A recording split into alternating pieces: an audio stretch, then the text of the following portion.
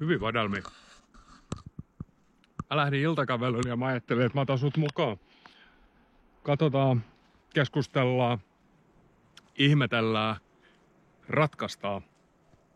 Mitä saa lisää näyttökertoja? Ja mitä saa lisää näyttökertoja? Ei oikein mahdu yhdellä videolla, niin lähestytään sitä klikkausprosentin kautta. Eli tavallaan jos on hyvä video, huippuvideo, ja sitä ei klikkaa kukaan eli mene katsomaan, niin silloinhan sillä videolla ei itse asiassa ole mitään väliä. Sä oot itse tietenkin tyytyväinen siihen, että onpa hyvä video, mutta näyttökerrat saattaa jäädä aika vähäiseksi. Monta kertaa funtsitaan, että se klikkausprosentti tulee pikkukuvasta. Et pikkukuva, siihen pistää paukkuja, niin sillä saadaan klikkausprosenttikin ylös. Asia ei ole kuitenkaan näin yksinkertainen, vaan siihen klikkausprosenttiin liittyy myöskin se otsikko. Ja sitten taas toisaalta klikkausprosenttiin liittyy myöskin se tarinasisältö, se videosisältö. Sitä sanotaan näin, että 100% klikkaa sisään, mutta se tarina ei kohtaa sen otsikon ja pikkukuvan kanssa, niin ihmiset häipyy sieltä aikaisemmin, joka sitten taas toisaalta vaikuttaa sen videon impressioihin, eli siihen, että kuinka paljon YouTube levittää sitä näkyväksi kenellekin. Koska sitten taas se on hyvin tärkeää YouTubelle niin kuin laatumittarina, että kuinka kauan ihmiset katsoo sitä sun videota, kuinka pitkä aika, kuinka monta prosenttia siitä kokonaisuudesta se ihminen viihtyy siinä. No joo, ei keskitytä siihen tarinaan, eikä keskitytä siihen katseluajan kestoon. Se on ihan oma videopaikkansa. Jos haluat jutella näistä kahden kesken, niin pistä mulle sähköpostiviesti info@youtubevalmennus.fi. Niin katsotaan rauhassa kohde kerrallaan, että mikä meininki ja miten sitä voisi parantaa. Täällä on jotain golfareita. Täytyy katsoa, ettei tule pallo päähän. Keskitytään tässä videossa sitten siihen tavallaan raakaan klikkausprosenttiin. Semmoisiin asioihin, mihin me voidaan vaikuttaa siinä kohtaa, kun me ollaan julkaisemassa video. Pikkukuva ja otsikko muodostaa tosi jykevän parin, että ne täydentää toinen toisiaan. Tosi moni video tulee vastaan YouTubessa siten, että pikkukuva on itse asiassa toisto siitä otsikosta. Eksyykö mä jo? Eksyin. Mä eksyin, sori. Pikkukuva on toisto siitä videon otsikosta siis sillä lailla, että tehdään nätti kuva ja ängetään se täyteen tekstiin. Ja sehän ei ole se tarkoitus. Pikkukuva on kuva. No shit. Mutta siis sen tarkoitus on visualisoida se otsikko. Eli se kertoo sitä samaa tarinaa kuin se otsikko, mutta se kertoo sen ilman tekstiä. Mä kävelen täällä. Täällä pelataan todellakin golfia. Niin se visualisoi sen otsikon, se näyttää, mutta se ei ole välttämättä 1:1 sama. Vaan mä sanoisin niin, että otsikko täydentää sitä pikkukuvaa niin, että me kerrotaan siinä otsikossa tekstillä, että mistä videossa on kyse. Tai me pistetään se katsoja miettimään, mistäköhän tässä videossa on kyse. Jotenkin houkutellaan hänet sisään. Ja sitten siinä pikkukuvassa me tuodaankin kuvalla se konteksti, että mihin tämä asia liittyy. Esimerkkinä Finnish Lumberjack-kanavalta me käytetään tätä niin, että me laitetaan siihen tekstiin jotain viettelevää semmoista, mikä herättää vähän tunteita. Esimerkiksi, että tämä puu oli todella, tai ei puu, tämä kaatokeikka oli todella hankala. Ja sitten, eli siinä tulee niinku käsitys sille lukijalle, että tässä on jotain hankalaa ja vaikeaa. Ja sitten mä täydennän sitä otsikkoa kuvalla, jossa mä laitan, että videosta pienen palasen, missä mä näen, että missä kohtaa se on ollut kaikkein hankalin. Sanotaan nyt vaikka, että se puu nojaa vaikka toiseen puuhun tai se puu on todella lähellä asutusta. Täytyy katsoa, ettei tule pallo päähän. Täällä saa siis kävellä. En mä ottaa luvatta, ei ole rikollinen. Voisin olla, mutta en mä ole. Tuolla on joku reikä. En ole eläessäni pelannut golfia, mutta kun hakannut rangella. Mutta näin mä muodostan siitä pikkukuvasta ja otsikosta eheän tarinan. Mä kerron tekstillä sen, mitä kuvalla ei voi sanoa, ja kuvalla mä pistän ja kuvalla mä kerron, että mikä se konteksti on. Mun ei tarvitse toistaa sitä otsikkoa ollenkaan itse asiassa siinä kuvassa, mun pitää näyttää, että mistä on kyse. Sitten on tämmöisiä teknisiä kikkailuita, mitä voi sen kuvan kanssa tehdä.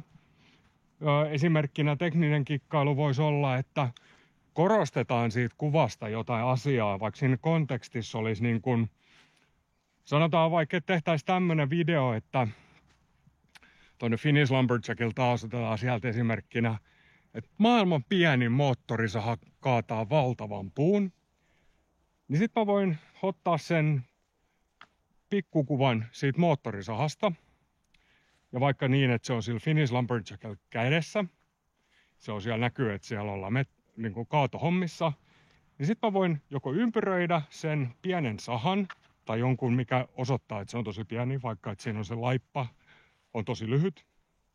Tai mä voin käyttää nuolta, että toi kohta, kato sitä. Ne on semmosia kiinnehuomioita, millä halutaan sitä korostaa sitä kontekstia jollain tavalla tai korostaa sitä kuvan sanomaa. Pikkukuvassa on vielä sitten semmonen, että siinä voidaan teknisillä keinoilla myöskin parantaa erotteluvuutta. Siis nämä nuoletkin tekee sen ja ympyröinnit tekee sen, että kun se pikkukuva asetetaan kilpailuun kaikkia muita YouTube-pikkukuvia vastaan, niin kuin tapahtuu vaikka YouTube-etusivulla katsojalle, että se on vain yksi niistä 10 videoista, jotka siellä vilisee, niin me voidaan sillä nuolilla erottua sieltä joukosta, mutta toinen, mitä me voidaan erottua sieltä joukosta, on värien käyttö. Me voidaan hyödyntää teknisinä keinoina noita huomiovärejä. En suosittele käyttämään montaa, tai siis anteeksi, suosittelen, jos kohderyhmä on todella nuoret, niin silloin toimii tämmöiset räiskyvät, huutavat värit, kuten keltainen, punainen, niiden vastavärit, sininen, vihreä ja niin poispäin. Toimii hienosti. Mutta jos mennään sitten vähän aikuisempaan väestöön, niin rauhallisempi on parempi. Yksinkertaisen on toimivampaa. Et jos vaikka Mr. Beast on hyvä, se käyttää molempia. Ne on hyvin yksinkertaisia ne pikkukuvat, mutta käyttää värejä ja erikoissysteemeitä, näitä huomio-osoituksia, nuolia ja niin käyttää niitä itse asiassa tosi hyvin. Mut joo, tässä pitää myös vähän tunnistaa sitä omaa yleisöä, että ketä mä tavoittelen ja sen mukaan mä säädän sitä pikkukuvaa. Koska sen pitää oikealla tavalla puhutella myös sen kuvan, niin sitä sun yleisöä. Kolmas keino, tämmönen tehokeino, mikä tulee mieleen, mitä tulee jonkin verran käytettyä, niin on raamittaa se pikkukuva jollakin värikehyksellä. Ja tällä me tehdään se, että se pikkukuva hyppää esiin sieltä vaikka YouTuben tummasta taustasta, riippuen, että mitä moodia se katsoja käyttää, tai vaaleasta taustasta. Ja se on myöskin hyvä tapa brändätä niitä videoita sitä, että kun sulla on joku lempiväri, joku brändiväri, mitä sä oot päättänyt, että sä käytät, että mistä sut aina tunnetaan, eikö okki? Onhan, on. Niin käyttämällä sitä väriä, niin ihmiset alkaa huomaamaan, että hetkinen, tää kehyksen väri plus tää konteksti, niin se on aina sinä. Se on tosi tärkeää, että sut tunnetaan netissä ilman, että joku lukee, että miltä kanavalta tää on julkaistu. Koska se video saattaa olla jossain muuallakin näkyvällä kuin pelkästään YouTubessa. No sit siitä tekstistä. Ei kuvaa ilman tekstiä, ei tekstiä ilman kuvaa. Se varmaan kävi selväksi jo. Mikäs vehje tää? Onko siellä postia? En tiedä. Mikä mahtaa olla? Kommentoi alle, jos tiedät. Niin teksti. Tekstissä mä ainakin näen paljon semmoista tehtävän, että haluttais tehdä mysteeriä. Että haluttais, että mulla on nyt joku tietovideo, jossa mä kerron, että maailman paras kamera on. Mä haluaisin, että se on se, tai tää tekijä haluaisi, että se on se niin kuin videon pihvi. Että siellä kerrotaan, mikä on maailman paras kamera. Niin isoin virhe tämmöisen, mikä tulee vastaan, on se, että se on kirjoitettu siihen otsikkoon jo suoraan. Se on kerrottu niin, että maailman paras kamera on GoPro. Ja se lukee siinä otsikossa. No mitä tää nyt sitten tekee? Ei siinä tavallaan ole mitään virhettä, mutta se tekee sen sille klikkausprosentille, että kun nyt sattuisi hakea sitä maailman parasta kameraa, niin hän pistää sen haun. Hän saa hakutuloksena maailman parhaa kamera. Onko tää liian pimeät? En tiedä. Jos on, niin mä kuuntelen mua sitä paremmin. Hän saa hakutuloksena videon, jossa lukee, että maailman paras kamera on GoPro. Tää on selvä. Ei tarvi mennä pidemmälle. Seuraava osoite onkin verkkokauppa.com tai joku muu vastaava paikka. Ja sen jälkeen mennään ostaa se GoPro. Eli myöskin se otsikko tekstinä ei saa paljastaa sitä pihviä, sitä lopullista ideaa, mikä siinä on. Vaan että käyttäisin tämmöisessä tapauksessa, että arvostelussa maailman paras kamera, tai jos ei ole arvostelussa, niin mielipide maailman parhaasta kamerasta, jolloin meillä herää sille katsojalle kiinnostus, että hetkinen, tää puhuu nyt siitä maailman parhaasta kamerasta. Mennään kuuntelemaan, mitä hänellä on sanottavaa siitä. Ja naps, on klikattava videon sisään, jos haluaa kuulla, mistä on kyse. Jos me todetaan siinä otsikossa, että näin tää asia on, niin se katsoja voi joko hyväksyä sen, että näin tää asia on, ei tarvitse mennä, tai sitten tää voi olla sitten sitä mieltä, että ei tää näin oo, ja silti olla menemättä. No sitten on tämmösiä keinoja otsikolla, jos tästä pienen aasisiltana heitetään, niin provosointitekniikka tai taktiikka. Ja tällä saadaan kiinni sellaiset ihmiset, jotka tykkää besserwisseröidä, eli tulla viisastelemaan niihin videoihin, että minä tiedän paremmin, että sä olet ihan huuhaata, niin näidenkin kalastelu on välillä ihan fiksua. Se on yksi taktiikka ja tekniikka, ja sillä saadaan myös sitä click-through tai klikkausprosenttia ylöspäin. Ja tällöin siinä otsikossa väitetään jotain, mikä tiedetään, että eihän tää nyt näin oo, mutta tää on hemmetin hyvä tapa saada kriitikot liikkeelle.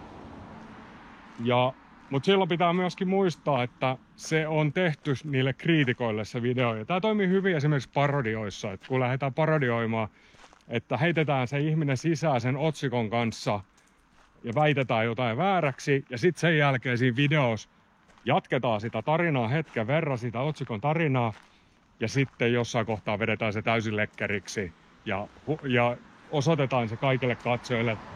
Kyllä läppä, vitsi, meemi, et ei tässä mitään. Ja tossa ollaan nyt sit toisen aasisillan äärellä, et kattokaas, hevosia.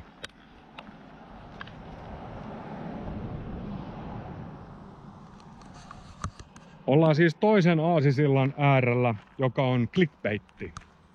Ja clickbaitti on tämä, kun mä näen clickbaittia ja mitä mä oon siihen perehtynyt, niin se totuus sen clickbaitin kanssa on se, että heitetään ihminen sinne videon sisään huijaamalla.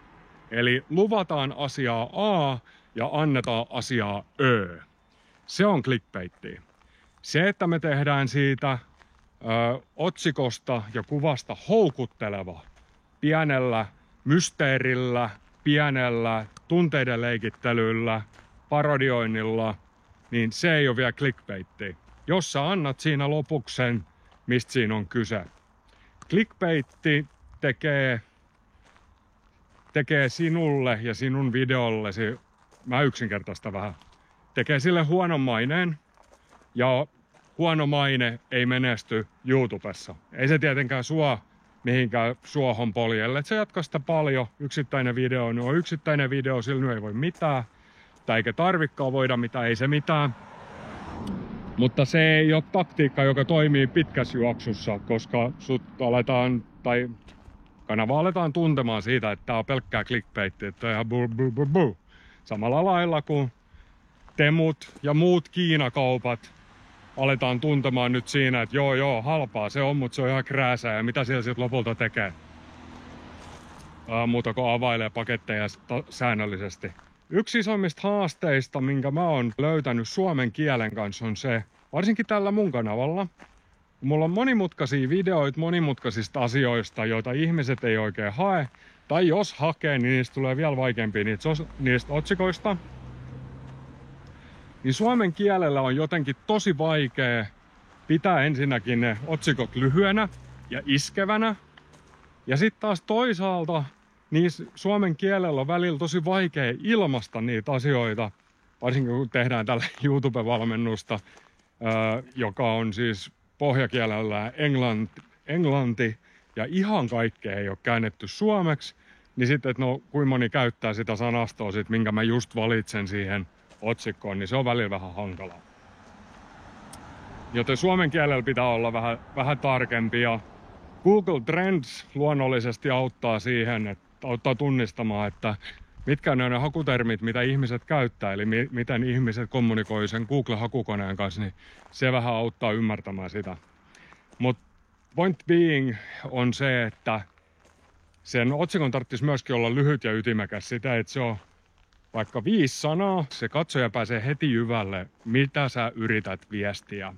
Jolloin kun sä lähdet miettimään sitä omaa pikkukuvaa ja videootsikkoa, oi vitsi, kun täällä on hieno hevosia, videon pikkukuvaa ja otsikkoa, niin yritä miettiä se niin, että se ei ole liian itsestäänselvä, se ei ole liian paljastava, se ei ole harhaan johtava, vaan ja se yrittäisi herättää siinä katsoisi jonkun tunteen. Pelko, mielenkiinto, kunnioitus, viha, tämmöisiä niin oikein primitiivisiä, sääli, auttamisen tarve, joku tämmönen, johonkin tämmöiseen kun pureutuu, niin se houkuttaa sitä, se parantaa sitä omaa klikkausprosenttia, koska sillä on joku merkitys sillä, miksi katsoja sitä klikkaa. Eli siinä kohtaa, kun miettii sitä otsikkoa, niin pitäisi miettiä sen katsojan näkökulmasta. Eli pitäisi ymmärtää ja osata vaihtaa asetelmaa pöydän toiselle puolelle. Eli kun mä oon tehnyt sen videon, mä oon editoinut sen videon, se on valmis, mulla on vahva käsitys siitä, mikä se video on, niin sen jälkeen mun pitäisi hetki unohtaa, että mikä se video on, ja miettiä, että mitä se katsoja haluaa nähdä. Ja miten mä puen sen otsikon sellaiseksi, että se katsoja ei voi kiertää sitä videota. Se joutuu pysähtymään sen, että hetkinen, ja miettimään sen jälkeen pikkukuvan, joka luo sen kontekstin sille, joka viimeistään sit pysäyttää sen katsojan scrollaamisen ja tuo sen katsojan siihen videoon. Mä tiedän, nämä on vaikeita. Mä oon tehnyt tätä vuodesta 2018 ensin hakukoneoptimoidulle kanavalle, jossa videootsikot piti olla niin, että mistä on kyse, tosi tarkkaan mietittynä, että millä ihmiset hakee noita videoita. Ja sen jälkeen Finnish Lumberjackina, jossa itse asiassa ei välttämättä olekaan kaikki videot tietovideoita, vaan osat houkutellaan ihmiset katsomaan, että miten ammattilainen tekee duunin. Ja siinä on kyllä saanut harjoitella, ja mä pystyn sua jeesaamaan tämän kanssa info@youtubevalmennus.fi, tai sit menet kattoo mun keskeräisiä nettisivuja youtubevalmennus.fi ja pistät sieltä yhteydenoton, niin räätälöidään sulle pikkukuvat ja otsikot kuntoon. Ja sitten on vielä viimeinen, meidän Discordi. Pistä mulle vaikka sähköpostia, niin mä lähetän sulle meidän Discordi-linkin, jossa meitä on, olisiko meitä joku 40, 60, en mä muista edes kuinka paljon. Mutta siis muita tubettajia löytyy samasta Discordi-serveristä. Niin sieltä saa vertaistukea, mitä muut on mieltä. Siellä on oma kanavaosio, mihin voi linkittää omia valmiita videoita, omia pikkukuvia, niin vertaisarviointia, ja sieltä tulee kyllä jeesiä. Ja parasta, mitä se jeesiä antaa, on se, että ihmiset katsoo sen sun tekemisen ulkopuolelta sitä hommaa ja antaa sen näkymän, mikä on itse asiassa samalla se katsojan näkymä. Ja välillä tuntuu, että itekseen kun touhuu, niin se on se kaikkein vaikein näkymä ymmärtää ja nähdä. Mut hei, info@youtubevalmennus.fi, ja varmaan youtubevalmennus.fi-sivutkin täältä pikkuhiljaa nousee ylös, niin sieltä mut saa kiinni ja aikanaan sitten verkkokauppaa, mutta pikkukuvat kuntoon, otsikot kuntoon, niin sillä saadaan klikkausprosenttien kautta näyttökerrat nousuun. Tossa on uusin video ja tossa on sitten sinulle suositeltu video. Ota jompikumpi ja jatka matka. Kiitos, moi!